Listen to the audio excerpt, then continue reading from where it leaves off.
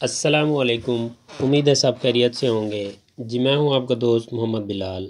आज मैं आप लोगों को एमएस एक्सेल में इफ़ और एंड के फंक्शन को दोनों को कंबाइन विद मल्टीपल लॉजिकल जो है ना आपको इसके बारे में बताऊंगा, बताने की बल्कि ट्राई करूंगा, कोशिश करूंगा, ख़ुद भी मतलब सीखूंगा।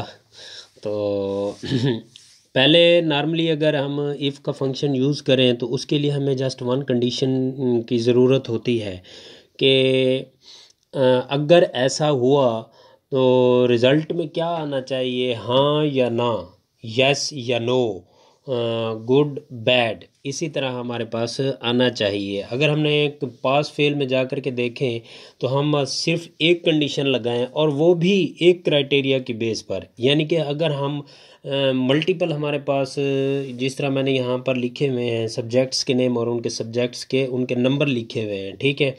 अगर मैं वन बाय वन इसके ऊपर निकालूं तो क्या रिज़ल्ट आएगा। अगर मुझे एक ही कंडीशन देनी पड़ेगी, अगर मैं एक ही क्राइटेरिया सेट करूं तो उसके लिए हमें इफ़ का फंक्शन यूज़ करना है, जिस तरह मैं यहाँ पर कर भी रहा हूँ। इक्वल टू इफ़ लगाया, टैब प्रेस की, ब्रैकेट ओपन हो गई। ये वाला सेल जो है ना या तो ग्रेटर होना चाहिए या इक्वल टू होना चाहिए 240 के। तो रिज़ल्ट में क्या है, अगर वैल्यू इफ़ ट्रू में क्या है पास, वैल्यू इफ फॉल्स में क्या है हमारे पास, वो फेल आ जाए, ठीक है ना। ब्रैकेट क्लोज करके एंटर प्रेस करेंगे तो ये पास आ गया। ये तो हो गया ना हमारे पास कंबाइन मार्क्स में, जो हमारे एग्रीगेट है, जो हमारा जमा हुआ है, जो हमारे टोटल मार्क्स हैं या ऑब्टेन मार्क्स हैं, ऐसा हमने सिर्फ एक क्राइटेरिया के बेस पर ये रिज़ल्ट निकाला है, ठीक है। लेकिन जो बोर्ड्स वगैरह में रिज़ल्ट के निकाले जाते हैं वो एक ही क्राइटेरिया की बुनियाद पर रिज़ल्ट नहीं निकाले जाते। यानी अगर वो इसको टोटल करना चाहें 600 में से, अगर वो कहें कि 240 वाला पास है, तो वो हर एक सब्जेक्ट के मार्क्स टोटल हो करके 240 से ऊपर होंगे तो वो पास है, या 240 होंगे तो पास है, लेस देन 240 वो फेल है। अगर पीछे जा करके देखें सब्जेक्ट्स में, तो सब्जेक्ट में किसी में उसने लिए हुए हैं 90 मार्क्स, किसी में लिए हुए हैं उसने 35 मार्क्स, लेस देन 40 मार्क्स है ना, तो उसने 35 मार्क्स लिए हुए हैं, ठीक है। वो उसको भी पास कर रहा है, जबकि एक्चुअल जो है वो 40 वाला 40 नंबर गेन करने वाला जो है ना वो पास है, ठीक है। तो यहाँ पर हम एग्रीगेट में या हमारे जो ऑब्टेन मार्क्स हैं टोटल में देखें, टोटल में से जो ऑब्टेन मार्क्स हैं वो देखें तो वो 240 से अबव हैं, ठीक है। 432 जिसके नंबर है उसमें उसके उसके पीएस के पाकिस्तान स्टडी के मार्क्स हैं जो वो 39 है। तो इसके लिए क्या फंक्शन यूज़ किया जाता है, इफ़ के साथ एंड का फंक्शन यूज़ किया जाता है, ठीक है। आइए उसको ट्राई करते हैं। इक्वल टू यहाँ पर लगाते हैं हम इसको, पहले इसकी अलाइनमेंट सेट कर लेते हैं, फिर इसके इक्वल टू इफ़, क्योंकि हमने लॉजिकल 4 से 5 देना है इसीलिए अलाइनमेंट इसकी सेट की है।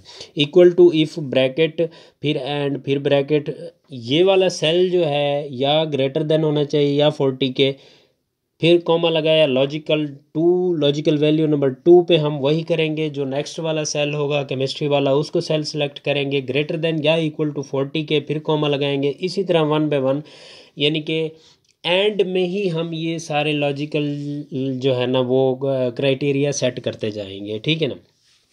फिर उसके बाद जो लास्ट वाला होगा, जिस तरह देखिए अब मैथ वाला जो सेल है, इसको सेल को सिलेक्ट किया, वो ग्रेटर देन या इक्वल टू होना चाहिए 40 के, फिर कॉमा लगाया, फिर हमारा नेक्स्ट लॉजिकल वैल्यू आ जाएगी वो पीएस की होगी। पीएस हमारे क्या होगा, ग्रेटर देन या इक्वल टू होगा 40 के, फिर कॉमा लगाएंगे, फिर हमारा जो है वो उर्दू का सब्जेक्ट होगा, फिर वो इक्वल टू 40 के, ब्रैकेट क्लोज करेंगे। अब हमारा इफ़ वाला कॉमा लगाएंगे तो हमारा इफ़ वाला फंक्शन आ जाएगा।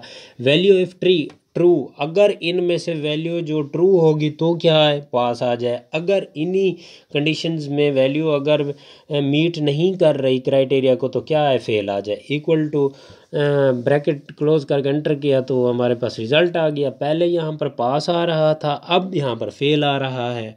नीचे भी देखें, यहाँ देखें 432 वाला भी फेल है, 363 वाला भी फेल है, 365 वाला पास है, 432 वाला फेल है। उसकी वजह ये है कि उन्होंने पीएस में जो है ना मार्क्स लिए हुए हैं 39, बाकी सब्जेक्ट्स में तो उसके नंबर काफ़ी ज़्यादा हैं, लेकिन जो पाक स्टडी का सब्जेक्ट है उसमें उसने 35 नंबर जो है ना वो गेन किए हुए हैं, जिसकी वजह से वो फेल कंसिडर कर रहा है।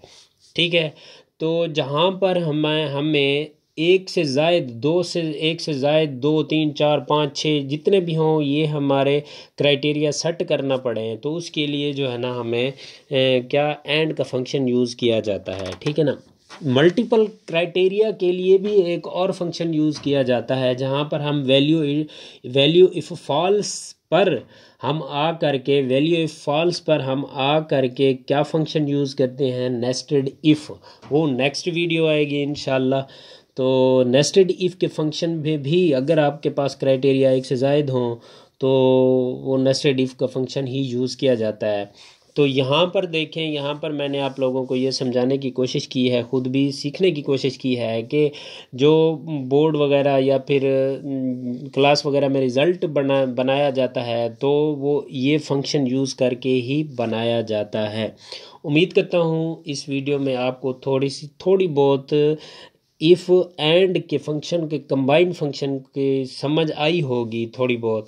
तो उम्मीद करता हूँ ये वीडियो आपको पसंद आई होगी। मज़ीद इस तरह की वीडियोस हासिल करने के लिए मेरे यूट्यूब चैनल को भी सब्सक्राइब करें, मेरे फेसबुक पेज को भी फॉलो करें और मज़ीद वीडियोस को दोस्तों में ज़्यादा से ज़्यादा शेयर करें। शुक्रिया।